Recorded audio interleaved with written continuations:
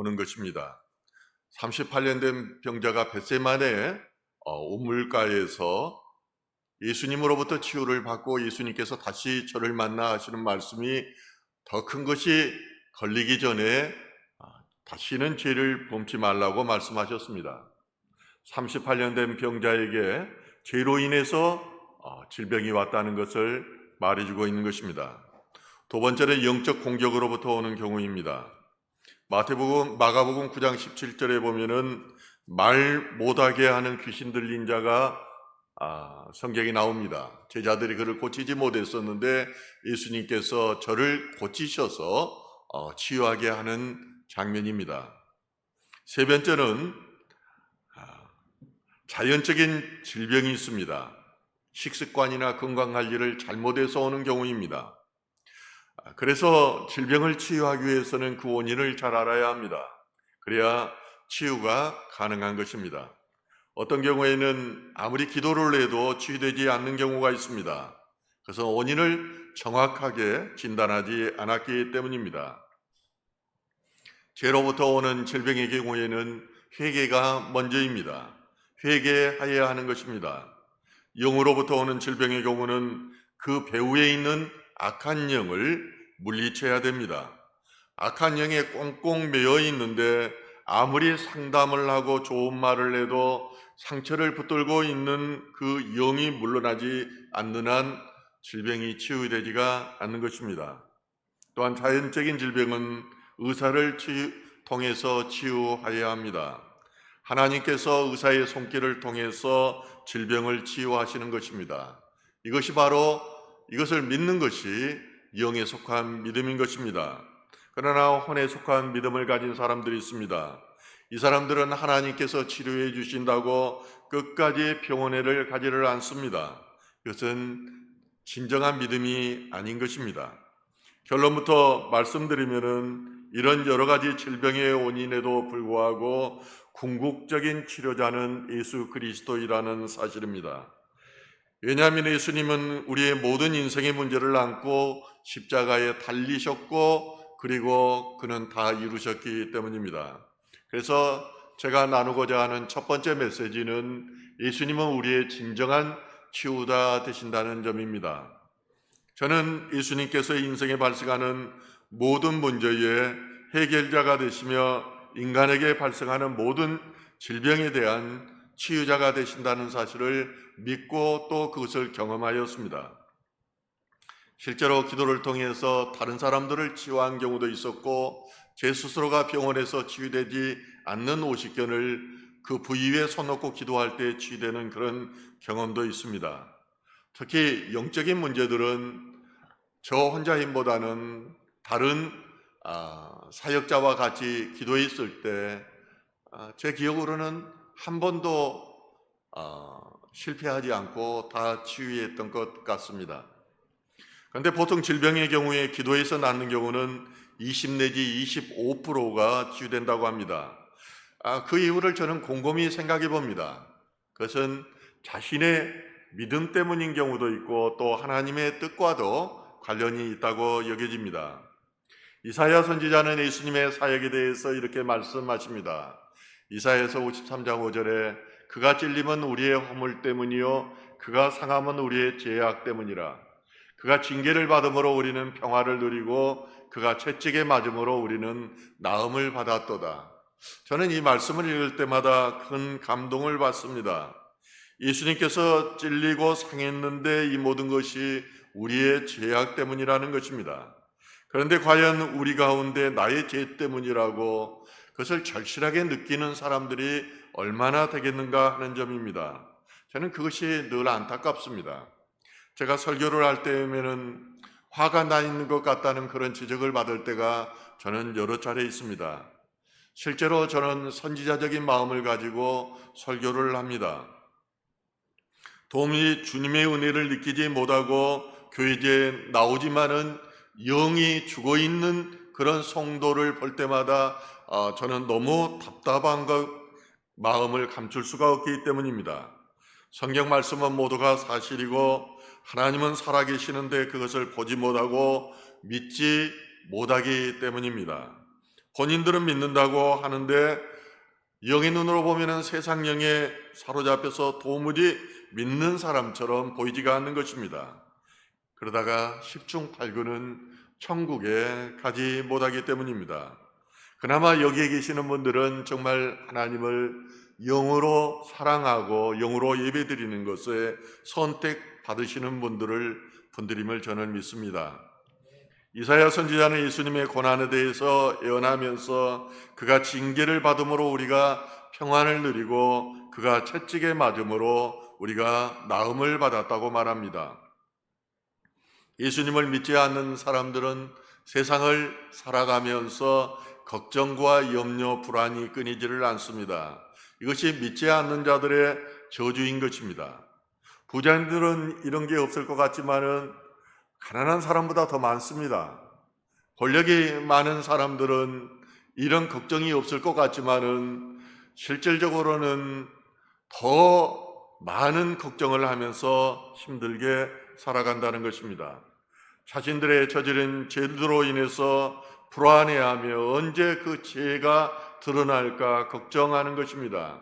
그 결과가 가정이 깨어지고 사랑과의 관계가 단절되고 그리고 질병으로 인해서 육체적인 고통 가운데 살아가는 것이 그들의 저주입니다. 그러나 예수를 믿으면 평화를 누립니다. 안식을 누립니다. 그리고 질병으로부터 해방되어 참 자유함을 받게 되는 것입니다. 진리 안에 있는 자유함을 누린다는 것은 하나님의 아들로 태어난 창조적 자아를 가진 사람들의 기쁨인 것입니다.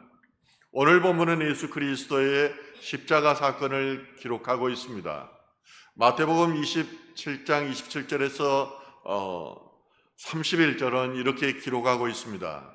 이에 총독의 군병들이 예수를 데리고 관정 안으로 들어가서 온 군대를 그에게로 모으고 그의 옷을 벗기고 흉포를 입히며 가시관을 엮어 그 머리에 씌우고 갈대를 그 오른손에 들리고 그 앞에서 무릎을 꿇고 희롱하여 이르되 유대인의 왕이여 평안할지어다 하며 그에게 침 뱉고 갈대를 빼앗아 그의 머리를 치더라.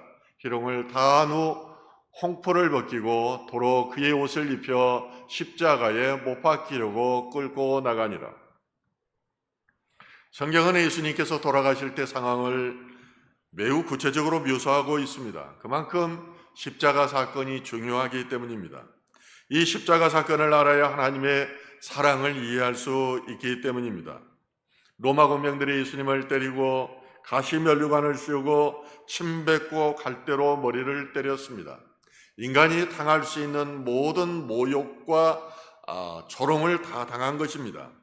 지나가던 자들은 자기 머리를 흔들며 모욕하고 대제사장들과 서기관들과 유대의 장로들은 십자가에 달리신 예수를 향해서 지금 내려오라고 말합니다. 지금 내려오면은 내가 믿겠다고까지 조롱합니다. 예수님께서는 12 영도 더 되는 하늘의 천사를 데려다가 그들을 굴복시킬 수도 있었습니다. 그러나 그렇게 하지 않았습니다. 왜냐하면 십자가가 하나님의 영광이기 때문입니다. 십자가의 사명을 이루어야 했기에 그는 모든 아픔과 고통과 멸시와 조롱을 다 참으신 것입니다. 그가 곤욕을 당하여 괴로울 때에도 그는 입을 열지 않았습니다. 저는 그 심정을 압니다. 지금 행해지고 있는 일들의 원인을 저희들은 알지 못하기 때문입니다. 예수님은 지금 행해지고 있는 일들의 의미를 하나님의 뜻 안에서 모두 보고 알고 있었습니다. 그러므로 그는 마치 도살장으로 끌려가는 어린 양과 털 깎는 자 앞에서 잠잠한 양같이 아무런 입도 열지 않았던 것입니다. 양은 도살장으로 끌려갈 때 자신이 죽을 것이라는 사실을 알고 있습니다. 저는 그 장면에 양의 눈동자를 통해서 직시할 수 있었습니다. 털 깎는 자들이 털을 뽑을 때에도 신음소리도 내지 않습니다. 마지막 숨이 끊을 때 크윽 하는 것이 전부였습니다. 왜냐하면 순종을 통해서 하나님의 사명이 이루어져야 했기 때문입니다. 그럼에도 더욱이 억울한 것은 사람들이 예수 자신의 죄 때문에 저런 고난을 당한다고 비웃고 조롱하였습니다. 오늘날도 이런 일이 비일비재합니다. 이러한 영적 교만은 예수님께서 이 땅에 다시 오실 때까지 계속될 것입니다. 예수님께서는 마태복음 5장 10절에서 의를 위하여 박해를 받는 자는 복이 있나니 천국에 그들이 것임이라고 말씀하십니다. 자신의 죄 때문이 아니라, 자신의 이기심 때문이 아니라 순수한 하나님 사랑과 믿음 때문에 박해를 받는 자는 복이 있다는 것입니다. 그 복이 천국을 소유하는 영적인 복인 것입니다. 하늘의 상급이 크다는 것입니다. 이런 복을 누리시는 성도님 되기를 주님의 이름으로 축원합니다. 사랑하는 성도 여러분, 혹시라도 마음에 불안이 있습니까? 육체적인 질병이 있습니까? 나이가 들면 조금씩 예전같지 않습니다. 그러나 주님께서 우리의 모든 문제를 십자가에 의해서 해결하셨습니다. 그러므로 우리는 평화를 누리고 그리고 나음을 입은 것입니다. 이 사실을 믿어야 합니다. 이것을 믿고 간절히 기도할 때 하나님 나라에서 나의 문제가 풀리고 또 평화와 치유가 이 땅 가운데 일어나는 것입니다. 이것이 바로 믿음의 신비입니다. 두 번째 메시지는 예수님이 없는 세상은 어둠입니다. 그러므로 우리는 빛 가운데 거해야 합니다. 하나님께서는 흑암과 공허와 혼돈 가운데 세상을 창조하셨습니다. 이 장면을 읽을 때마다 저는 이 장면이 사단 마귀가 행행하는 사건임을 저는 그냥 느낍니다. 세상을 창조하시기 전에 하나님께서는 영적 세계를 창조하셨는데 그 안에 어떤 변화가 있었다는 것입니다. 하나님께서 천사를 창조하셨는데 루시퍼를 중심으로 천사들 중 일부가 하나님을 배반하였습니다. 그래서 천사 3분의 1과 함께 이 땅 가운데로 쫓겨났습니다. 그 상황이 흑암과 혼돈과 공허인 것입니다. 이 가운데 하나님께서는 빛으로 세상을 창조하시고 질서를 세우시고 생명을 부어넣어 주었습니다. 하나님을 영적으로 이해했던 사도 요한은 태초의 상황에 대해서 요한복음 1장에 이렇게 이야기합니다. 그 안에 생명이 있었으니 이 생명은 사람들의 빛이라. 빛이 어둠에 비치되 어둠이 깨닫지 못하더라. 빛의 자녀들이 우리는 영적인 이 태초의 상황에 대한 이 말씀을 분명히 기억해야 합니다. 예수님 안에 생명이 있었으니 이 생명이 사람들의 빛이라는 것입니다. 빛이 세상에 비쳤으나 사람들에게 모두가 어둠에 사로잡혀 있어서 빛을 깨닫지 못했습니다. 그럼 어둠이 무엇일까요? 사도행전 26장 17절과 18절은 이렇게 말합니다.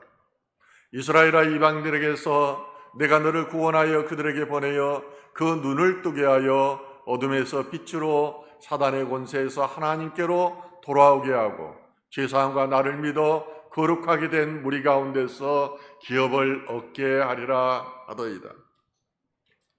사도 바울이 어떤 사람입니까? 그는 공회원이었고 또 당시에 박스 로마의 시민권을 가진 사람이었습니다. 모든 기득권을 가지고 있는 사람이었습니다. 그러면은 사도 바울이 바보였겠습니까? 제가 편안한 경찰 간부의 삶을 내려놓고 또 이렇게 소리를 내가면서 왜 그렇게 화를 내냐고 하는 말을 계속해서 들으면서 말씀을 전해야 하는 심정이 제가 바보이기 때문에 그렇게 하겠습니까? 그것은 하나님의 살아계심을 영을 통해서 또한 하나님의 만남을 통해서 모두 경험하였기 때문입니다. 그래서 사도 바울은 말합니다. 어둠은 사단에게 속한 것이라는 것입니다. 거짓말과 도둑질, 간음과 살인과 같은 것이 모두 어둠인 것입니다. 사단은 사람의 생각을 가려서 그리스도의 영광을 선포하는 복음의 빛이 사람에게 비치게 하는 것을 방해합니다. 그리고 어둠은 사람들이 이 복음을 깨닫게 하는 것을 방해하는 것입니다. 사도 바울이 3차 전도여행을 떠날 때마다 끊임없는 두 가지 현상이 일어났는데 그것은 복음이 전해지지 않도록 유대인들이 끊임없이 방해하고 공격했다는 사실입니다. 그러나 바울은 다메섹 도상에서 하나님의 영광을 알게 하는 빛을 선포하고 있습니다. 그러므로 이스라엘이 어둠에서 빛으로 사단의 권세에서 하나님께로 돌아오게 하는 사명을 받았다고 담대히 선포하고 있는 것입니다.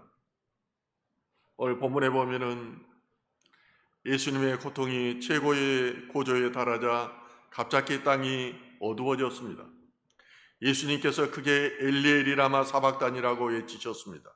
나의 하나님 어찌하여 나를 버리셨나이까. 하나님을 영적으로 처음 해봤던 사람은 가장 비참한 순간에 이것을 고백하게 됩니다.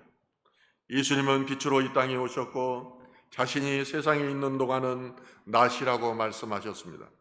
예수님이 빛이시니 예수님과 함께할 때가 낮인 것입니다. 예수님이 계시는 동안은 낮이었습니다. 제자들은 율법주의에 사로잡혀 날 때부터 맹인된 자를 특별한 죄인으로 몰아갔습니다. 하지만 예수님은 이는 누구의 죄 때문도 아니고 하나님의 일을 나타내고자 날 때부터 맹인으로 태어났다고 말씀하십니다. 그 하나님의 일이 빛이신 예수님을 밝히 드러내는 일입니다. 맹인은 장애가 있어서 밤을 산 것도 아닙니다. 남보다 가난해서 밤을 산 것도 또한 아닙니다. 그렇다고 특별히 죄를 지어서 밤을 산 것도 더욱이 아닙니다. 주님의 말씀대로 그는 예수님을 드러내기 위해서 맹인이었으며 그는 오히려 정죄했던 다른 사람보다 밝은 낮에 속한 자들이었던 것입니다. 마태복음 37장 45절에 보면은 제60부터 온 땅에 어둠이 임하여 제90까지 계속되더니, 요한복음을 제하고는 6시라고 하면 6시간을 보태면 됩니다. 그러니까 9시부터 3시간 동안 이렇게 어둠이 계속됐던 것입니다. 예수님이 십자가에 달려 있었을 때는 어둠이었습니다. 빛의 눈을 감자 어둠인 사단 마귀가 마음대로 날뛰었습니다. 대제사장과 서기관 그리고 바리새인들은 또한 바세다 언덕에서 생선과 보리떡을 받아먹었던 민중들까지 합세해서 예수님을 배척했습니다. 예수가 하나님을 모독했고 민중들의 삶을 비피한 상황으로 몰아갔으며 평화를 지켜주는 로마에 대해서 저항을 선동했다는 제목이었습니다. 일반적인 제목을 걸어서는 그가 사형에 처한다는 것을 처하지 않는다는 걸 알기 때문에 국가의 안전 보장과 질서를 손상한 죄, 그리고 율법주의적 기본 질서를 손상한 죄의 수괴로서 그를 몰아 사형에 처했던 것입니다. 이런 말도 안 되는 오해들로 예수님은 십자가에 못 박혔습니다. 오해로 가득한 순간, 한 끗도 안 보이는 칠흑 같은 그 순간에 주님께서 피 흘리며 말씀하십니다. 누가복음 23장 34절 말씀입니다. 이에 예수께서 이르시되 아버지 저들을 사하여 주옵소서. 자기들이 하는 것을 알지 못함이니이다 하시더라. 그들이 그의 옷을 나눠 재지 뽑을세. 예수님께서 저를 용서하셔 달라고 기도할 때 그 순간에도 그들은 물질적인 욕망 때문에 예수의 옷을 나누고 있었습니다. 예수님은 그렇게 자신의 피 흘려 죽어가시면서도 인생들을 위한 용서의 기도를 드렸습니다. 평소 원수를 사랑하라고 말씀하셨던 예수님께서는 십자가 위에서 하신 말씀을 그대로 실천하였습니다. 어둠이 날뛸 때마다 예수님께서는 마지막 순간까지 그 자신 안에 있는 사랑의 빛을 끄지 않으셨던 것입니다. 갑자기 해가 빛을 잃고 온 땅에 어둠이 임합니다. 이 어둠이 3시간 동안이나 계속되었습니다. 그리고 대제사장만 일만에 한 번 들어갈 수 있었던 지성소의 휘장이 위로부터 아래로 이렇게 한가운데가 찢어졌습니다. 하나님께서 기나긴 시간과 역사를 통해 예정하고 준비하였던 인류 구원의 사건이 예수님의 십자가 위에서 이루어진 것입니다. 끊어졌던 하나님과 인간의 관계를 십자가로 온전히 연결시키셨습니다. 구약의 긴 세월 동안 제사장만 출입하던 그 성막의 휘장이 위로부터 아래로 찢어졌습니다. 이제 더 이상 동물의 피를 통한 피해 제사를 드릴 필요가 없게 된 것입니다. 단번에 주님께서는 제물이 되셔서 화목제물이 되어 우리의 죄를 대신하여 주신 것입니다. 이렇게 하나님께로 나아가는 길을 모든 인생들에게 예수님께서 마지막 말씀을 외치며 운명하십니다. 다 같이 한번 읽을까요? 예수께서 신 포도주를 받으신 후에 이르시되 다 이루었다 하시고 머리를 숙이니 영원히 떠나가시느니라. 예수님께서는 평소 그렇게 말씀하셨습니다. 내가 진실로 진실로 너희에게 이르노니 한 알의 밀이 땅에 떨어져 죽지 아니하면 한 알 그대로 있고 죽으면 많은 열매를 맺느니라. 이렇게 말씀하신 예수님께서 스스로 한 알의 밀이 되어 죽으셨습니다. 십자가를 기다리고 있는 예루살렘을 향한 한 걸음 한 걸음은 예수님의 죽음으로 맺어질 수많은 열매를 위한 전진이었던 것입니다.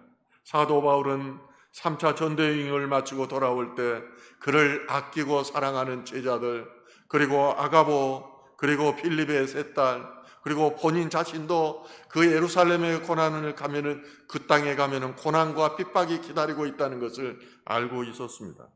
특별히 예루살렘의 가뭄을 예언했던 아가보는 바울의 혁대를 가지고 스스로 묶는 퍼포먼스까지 하면서 예루살렘에 가지 말라고 권면했습니다. 그러나 예수 그리스도의 십자가 사건을 기억하고 있는 사도 바울은 죽을 것을 알고도 예수를 따라 예루살렘으로 돌아왔던 것입니다. 예수의 죽음은 바울을 통하여 그리고 바울 이후에 수많은 사명자들을 통해서 열매 맺게 된 것입니다. 저는 서울경찰청 선교만이 아니라 전국의 경찰관을 위한 복음화를 위해서 일합니다. 그것은 주님께서 땅끝까지 이르러 복음을 전하라고 하셨기 때문입니다. 그리고 세계 경찰 선교를 통한 제2의 성령운동을 위해서 지금 세계 경찰 홈페이지를 만들고 있습니다. 이것은 힘들고 어려운 작업이지만 하나님의 사명을 감당하는 그런 일 중에 하나입니다. 주님께서는 빛으로 오셨고 빛의 말씀을 전했으며 이 말씀을 먹는 우리가 빛의 자녀로 살아가기를 원하십니다. 빛의 자녀로 살아간다는 말은 빛의 열매가 있어야 함을 의미합니다. 착함과 의로움과 진실함의 빛의 열매입니다. 빛 안에 생명이 있습니다. 빛의 자녀로 살면은 영생이 보장됩니다. 하나님 나라를 영원히 소유하게 된다는 것입니다. 빛의 열매 맺는 저와 여러분 되시길 주님의 이름으로 축원합니다. 오늘 본문 말씀을